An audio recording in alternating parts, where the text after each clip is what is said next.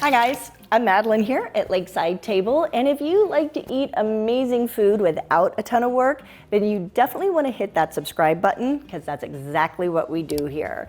And today we are making a homemade ranch dressing. This creamy ranch dressing is packed with fresh dill, lemon, and garlic. Use it as a dip on salads or even as a marinade. You are going to love this ranch dressing. Not only is it really easy to make, but it is so fresh. Anything you put it on will give it a huge flavor boost without any weird chemicals or MSG. And you can keep it for up to 5 or 7 days in the refrigerator as long as it's in an airtight container. But I doubt it's gonna last you that long because you will want to put this on everything. This ranch dressing is the bomb. In a blender, add mayonnaise, sour cream, lemon juice,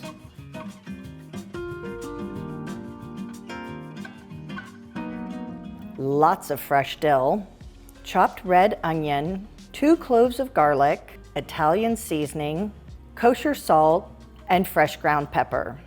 If it's too thick to pour easily, thin it out with a tablespoon or 2 of milk until you get your desired consistency. Blend this on high until smooth.